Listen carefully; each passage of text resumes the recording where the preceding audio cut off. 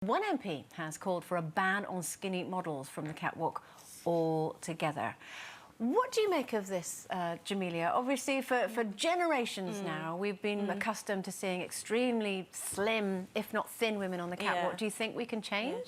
I think we need to. I think when it comes to high fashion, it's all about elitism. I think it's not meant to appeal to the average woman. So high fashion is representing, you know, women who we can kind of never be.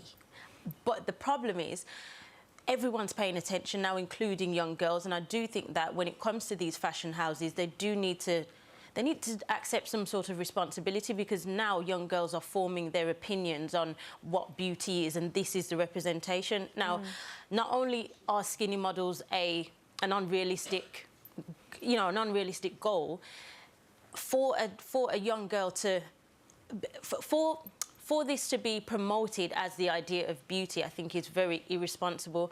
And I've said it before, but any extreme when it comes to weight, when you are promoting an unhealthy lifestyle, which being extremely thin does represent, I don't think that that's socially responsible, and I don't think it's positive for anyone. I tell you what I think is brilliant, though, the fact that France and other countries have brought in minimum body mass that you have to have. And I think that's a really positive thing, and I think that one of our MPs has called for that in this country. Because, you know, not that long ago, there was like a 15, 16-year-old girl, emaciated, black eyes, and one of the top designers had her as his sort of muse for that season. There was such an outcry, because, as you say, she looked so unhealthy. And you've all got young girls. You must be worried about the fact that they might think, well, they've got to be stick thin in order to be attractive. Exactly.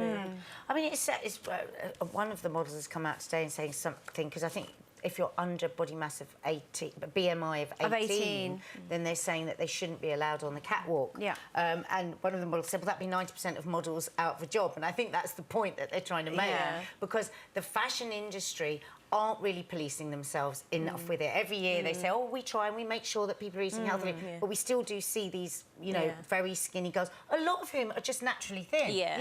But some of whom will be starving themselves. But for me, I look at that and it's just got nothing to do with my life. First of all, I don't want to pay $2 for a camisole and not eat anything. So the whole fashion, that whole high fashion world's got nothing to do with me. Anything you wear while your tummy's rumbling doesn't feel nice. It's got nothing to do with me. So I really want to see, I really do. I know people say, oh, you say that, but you don't really, because clothes only look nice on really thin people. Can I just say, I don't think clothes only look nice on really thin people. I think they look nice on thin people, they can look nice on all kinds of people. So I want to see something that represents my life more, which is 12 to 16, because that's what I do. I go from 12 to 16 and then back down to 12. And I like to see those different body shapes. I think she looks gorgeous, and I think she looks healthy. I think there are, and when I'm talking about extremes, I'm talking about morbidly obese and you know, not. And starving yourself to a point where, you know, that's unhealthy. And the BMI represents a healthy range for, you know, body mass. Is it body mass index? You know, it's representing a healthy range, and she could have a healthy BMI.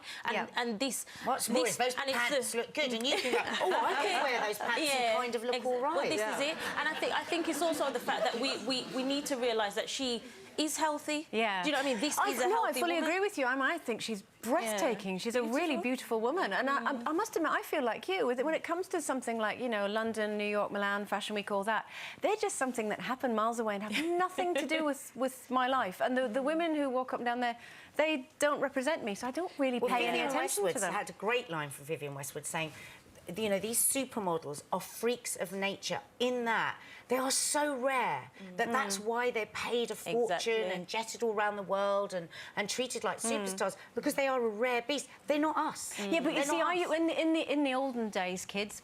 In the 80s, did you really just say in the olden days? I did, yes. But when we first coined the term supermodel, when it was, you know, gorgeous, beautiful Brinkley women and like, you Emma know, and Claudia Schiffer and Cindy Crawford, Naomi Campbell. They had breasts, they had thighs that had muscles in them, and they were Amazonian goddesses. They looked so beautiful. So and they're so far removed from I was just that going to say, picking up on your point about a spread of sizes, which we would all like. Therefore, when you come to the conclusion, what would be wrong with me having a spread of different sizes on the run? I agree. That's a great so that we idea. could all identify with it. I mean, I think that's the problem. 8 to We can't 16. identify with these stick thin. And there's one very famous photographer, you're talking about it's a rare breed, a very famous photographer whom I won't name, in this town of London, who said they're not really real people models. Not really, because they are a breed unto themselves. Yeah. Well, there you are. The witch hunt had already begun, and I could see what was happening to other people. I was U-Tree 15, so some of the other cases were already in action. And I could see that there was a range of a minority of genuine offenders